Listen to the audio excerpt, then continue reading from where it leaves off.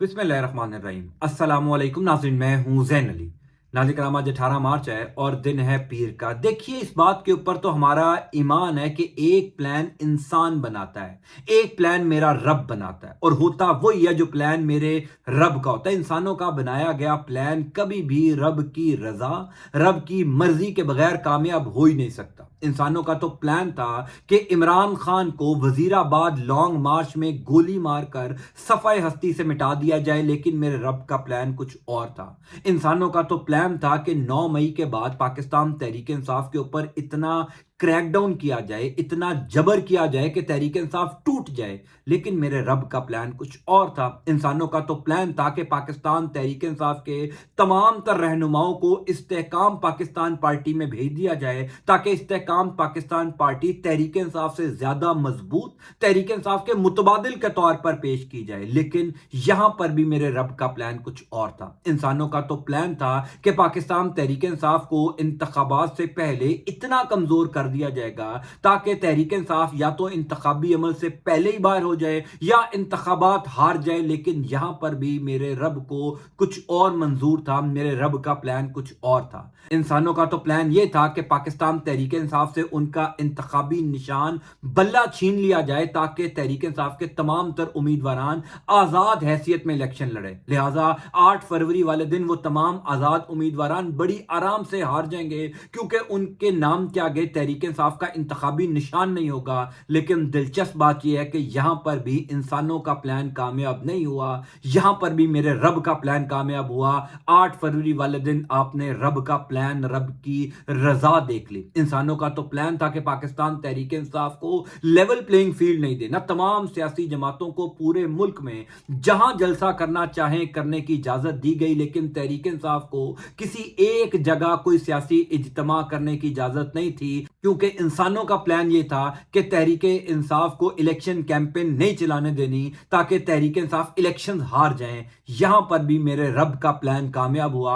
8 फरवरी वाले दिन आपने नताइज देख लिए। अब प्लान यह था कि तहरीक इंसाफ को मखसूस नशिस्तें नहीं देनी, पूरा जोर लगाया जा रहा था, पूरी ताकत का इस्तेमाल किया जा रहा था। तहरीक इंसाफ बेशक सुन्नी इत्तेहाद कौंसिल में शामिल हो गई, तहरीक इंसाफ के तमाम अरकाने कौमी और सूबाई असम्बली सुन्नी इत्तेहाद कौंसिल के प्लेटफॉर्म से कौमी और सूबाई असम्बली में चले गए। उसके बावजूद पिशावर हाई कोर्ट ने तहरीक इंसाफ को उनकी मखसूस नशिस्तें जो आईन इजाजत देता है, कानून इजाजत देता है, वो नहीं दी। लेकिन यहां पर भी मेरे रब का प्लान कुछ और था, मेरे रब की रजा कुछ और थी। देखिए, पाकिस्तान तहरीक इंसाफ ने मखसूस नशिस्तें वापस लेने के लिए पहला बड़ा एक्शन ले लिया। आज 18 मार्च है, पीर का दिन है। सुप्रीम कोर्ट ऑफ पाकिस्तान से इस हवाले से बड़ी खबर आ गई है। तफसीलात से मैं आपको आगाह कर देता हूं। शहबाज शरीफ की हुकूमत का वो पूरा प्लान, मैं फिर ये बात कहूंगा कि शहबाज शरीफ की हुकूमत ने जो प्लान बनाया था, एक प्लान ऊपर वाले का था और होगा वही जो प्लान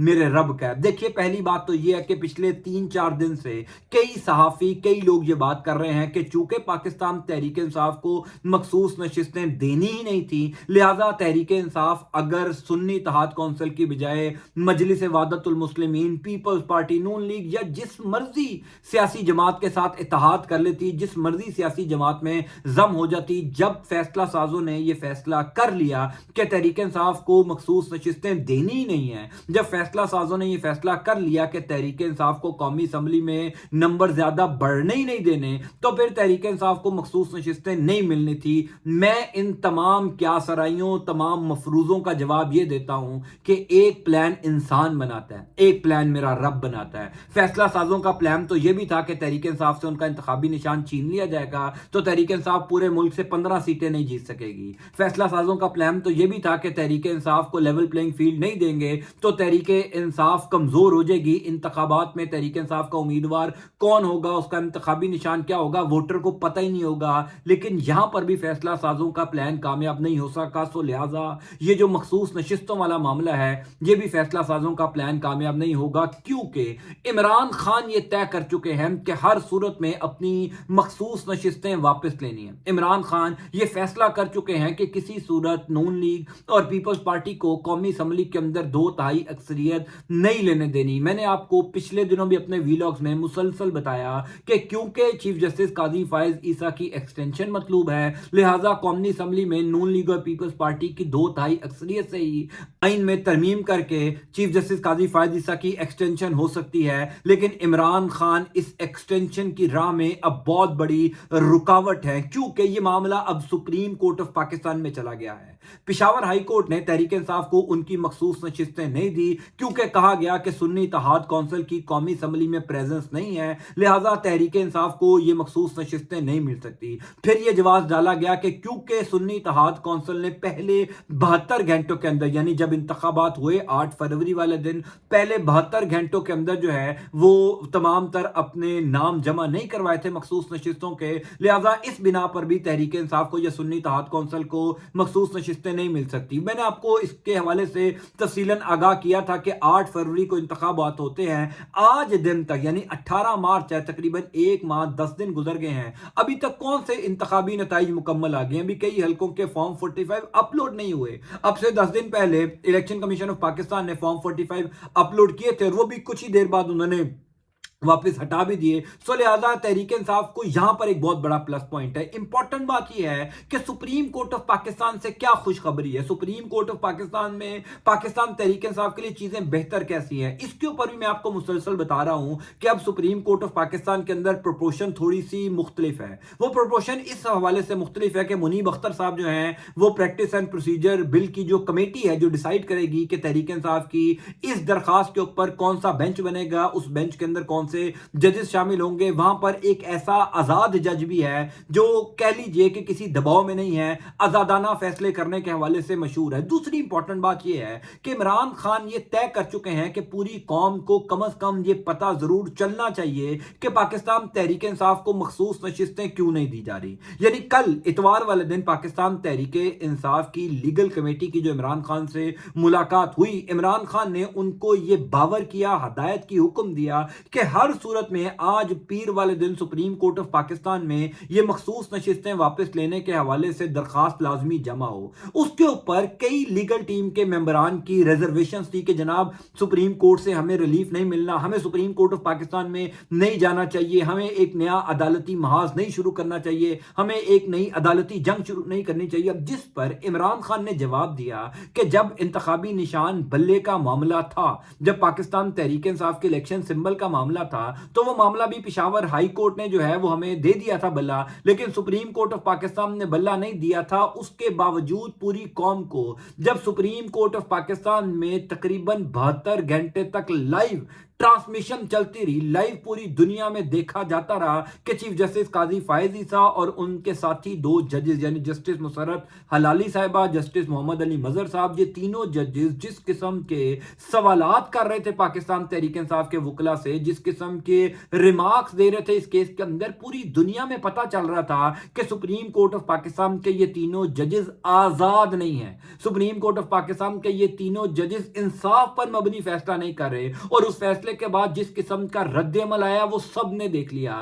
عمران خان نے اپنی لیگل ٹیم کو کہا کہ میں یہی چاہتا ہوں، بے شک ہمیں مخصوص نشستیں نہ دی جائیں، بے شک ہمارے سے مخصوص نشستیں بھی چھین لی جائیں، لیکن کم از کم میری قوم کو یہ پتہ ضرور چلنا چاہیے کہ سپریم کورٹ آف پاکستان جو پاکستان کی سب سے بڑی عدالت ہے، پاکستان کی سب سے بڑی کورٹ ہے، پاکستان کے سب سے بڑے ججز وہاں پر بیٹھتے ہیں، وہ آزاد نہیں ہیں، وہ انصاف پر مبنی فیصلے نہیں کر رہے۔ جب یہ پورا کیس وہاں پر لگے گا، سماعت شروع ہوگی، ٹی وی تمام تر سماعت کو براہ راست نشر کرے گا، تو کم از کم پوری قوم کو بلکہ پوری دنیا میں بیٹھنے والے پاکستانیوں کو، عالمی اداروں کو یہ ضرور پتا چلے گا کہ پاکستان کے ججز آزاد کتنے ہیں، پاکستان کی عدلیہ کتنی آزاد ہے، پاکستان کی عدلیہ ایک سیاسی جماعت کے خلاف کتنا بغض دل میں رکھتی ہے۔ عمران خان نے اسی وجہ سے اپنی قانونی ٹیم کو یہ ہدایت کی کہ فوری طور پر سپریم کورٹ آف پاکستان میں بغیر ڈیلے، بغیر تاخیر کیے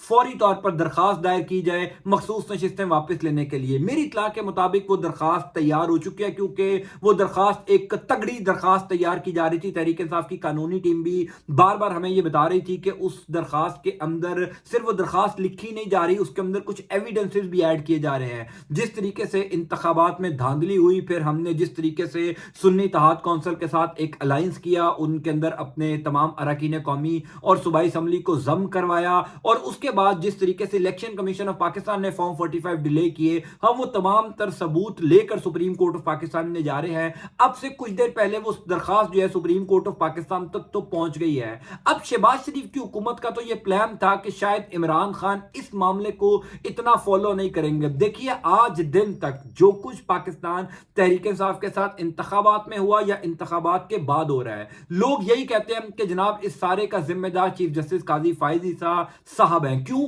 ہیں؟ کیونکہ انہوں نے تو تحریک انصاف سے ان کا انتخابی نشان بلہ چھینا تھا. ایک لمحے کے لیے مجھے یہ بتائیے کہ اگر سپریم کورٹ آف پاکستان نے بلے کے انتخابی نشان والا معاملہ آتا ہی نہ, اگر پشاور ہائی کورٹ ہی تحریک انصاف کی اس درخواست کو مسترد کر دیتا, اس ٹائم پر الیکشن کمیشن آف پاکستان کی استدعا منظور کر لیتا کہ جناب ہم نے تحریک انصاف کو انتخابی نشان بلہ نہیں دینا, تو کیا پوری قوم کو, پوری دنیا میں بیٹھے والے پاکستانیوں کو یہ پتا چلتا کہ پاکستان کی سب سے بڑی عدالت کتنی آزاد ہے؟ کیا پوری قوم کے سامنے یوں کہہ لیجئے کہ چیف جسٹس قاضی فائز عیسیٰ صاحب ایکسپوز ہوتے؟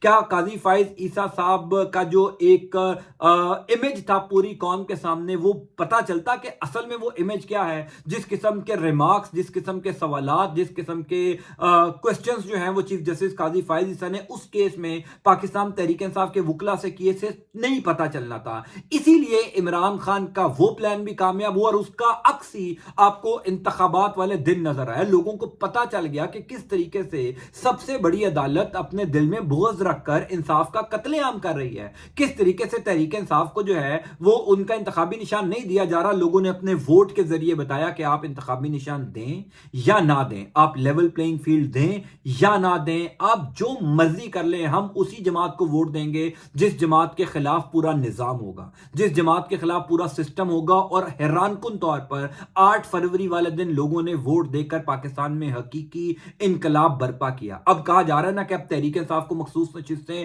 نہیں ملنی. تحریک انصاف کی مخصوص نشستوں کے حوالے سے یہ فیصلہ ہو چکا ہے کہ تحریک انصاف اگر اپنے تمام اراکین کو نون لیگ میں بھی ضم کر دیتی, یعنی یہ ایک ایگزامپل کے طور پر کہا جا رہا ہے کہ نون لیگ میں بھی ضم ہو جائیں گے پھر بھی نہیں ملیں گی, میں ایک ہی بات کا جواب دوں گا کہ جناب ایک پلان انسان بناتا ہے, ایک پلان میرا رب بناتا ہے. مخصوص نشستیں نہ دیں, لیکن عمران خان کا پلان یہاں پر کامیاب ضرور ہوگا کہ عمران خان پوری دنیا کو یہ بتا دیں گے کہ پاکستان کی عدالتیں کتنی آزاد ہیں, پاکستان کی عدالتوں میں بیٹھے ہوئے ججز کتنے آزاد ہیں.